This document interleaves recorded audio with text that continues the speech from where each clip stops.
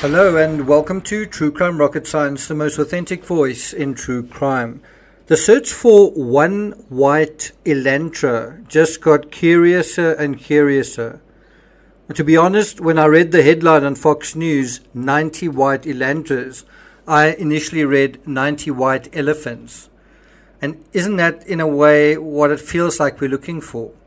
It's like a white elephant that you just cannot see, you just cannot find. It's there. You just can't see it. Moscow PD are making progress. Since 3 weeks ago, when they first mentioned the white Elantra, they seem to have whittled down a haystack of 22,000 Elantras to just 90. Certainly if we take our cue from Fox News. And in a sense, maybe from 90 Elantras to just one shining needle. According to the article, and I'll put a link to it in the description, quote, partially redacted public records obtained by Fox News Digital show 90 white Hyundai Elantras have been registered for campus parking. Obviously, that's the University of Idaho campus parking between the start of the fall 2018 semester and December 2022. Well, that narrows it down, doesn't it? In the primary contact field, many were left blank. However, the document included plate numbers for all but one of the cars. Well, isn't that our needle? Before we get to the rest of this episode, if you haven't subscribed to the channel, please do.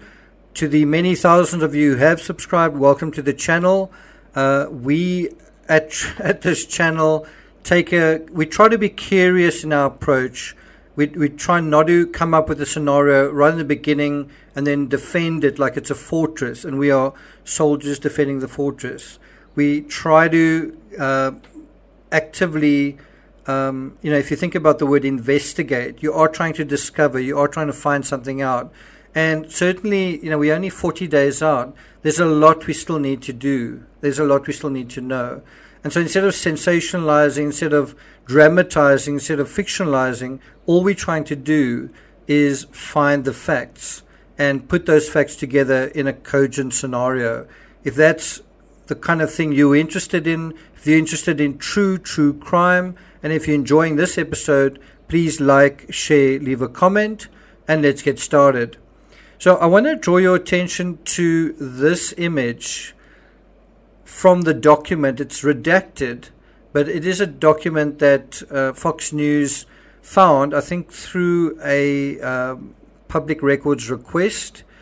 And you can obviously go to the link to get, there's a little bit that is cut off from the document, but you can mostly see what is needed to see here. Now, if I'm reading this chart right, the odd one out of the 90 is 6th from the bottom.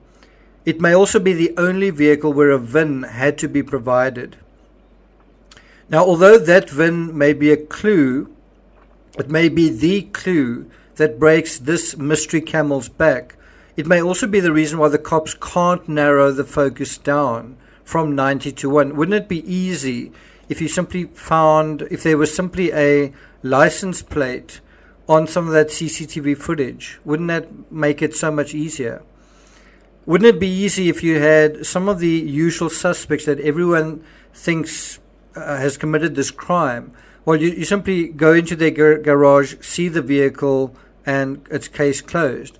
Well, if it is that simple, why is this case not over yet? If it's so simple, why haven't you done it already? Now, the fact that they've got a VIN number but not a license plate number may be the reason why the cops can't narrow the focus down from 90 to 1 and instead have to expand it from 1 to 22,000. Now, you can also see from the chart there seems to be no certainty in which state the mystery vehicle is based either. According to the article, quote, the university website shows total enrollment last semester at 11,500.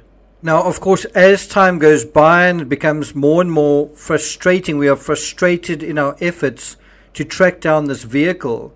The question does start arising, well, is this vehicle driven by a student? Is the suspect a student? And even if the answer is yes to both those questions, is it a student from Moscow?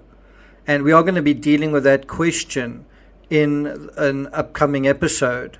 Did the student that committed this crime actually come from a neighboring university?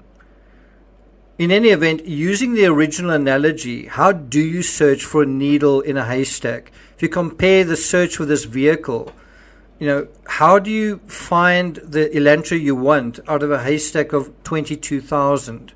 And I mean, this is really a test of critical thinking, not only critical thinking, but strategic and scientific thinking. What kind of system do you have in terms of your thinking approach? Now, if you're smart, you don't just dive blindly into the haystack and feel around hoping you get lucky. Of course, there is what do they call it, traditional police work that requires that you do that you do take things step by step, that you do have boots on the ground knocking on doors, right? But you also need to take another approach. Because if you only restrict yourself to traditional police work, right, you have a better chance of not finding what you're looking for and getting lost in the forest of hay. Also, of it taking a very long time. And you might be giving the suspect a head start in terms of time. Now, the smarter way to find a needle in a haystack is to simply apply a magnet. But that's easier said than done in the real world. In the real world, what sort of magnet do you use to filter through all of this information? Now, if you imagine it as a real haystack of Elantras, 22,000 Elantras, how is a magnet really going to attract or draw out the Elantra that you want? Why wouldn't it just attract the nearest one? So that analogy doesn't quite work. But if you think about it in a general sense, even if you do have a needle and a haystack scenario, what if the needle is at the very bottom of that haystack? You would need a very strong magnet. And that's where you actually have an analogy to what is possibly going wrong with this case. For some reason, the magnet that law enforcement are using isn't strong enough, right? The cops have used a magnet, and that magnet is asking the students themselves, and to some extent asking the residents of Moscow to reveal the needle, to reveal the vehicle inside of this haystack. In other words, asking the hay to play the role of the magnet. Well, has it worked? I think the fact is that it hasn't, and the fact that cops are trying to find clues by using something else beside a magnet, CCTV cameras, is proof of that. That's a little like placing a large fan in front of the haystack and blowing the chaff away. It has revealed a few clues, but not the needle itself, not the Elantra itself. So what is going on? Why isn't the magnet working? Well, it's obvious, isn't it? Somebody knows something, probably more than a single somebody, and they're not telling. If that is the case, they are directly or indirectly accessories of a sort after the fact. Do you think telling them that would get any other response than the ones the noise complaints got? So I'm not going to take it further than that, but in the next episode, we are going to deal with this whole idea of some kind of pact of silence. Is it likely? Is it real? Is it credible? And if it is, what is law enforcement to do with a situation like that? Thank you for listening, and I'll see you guys next time.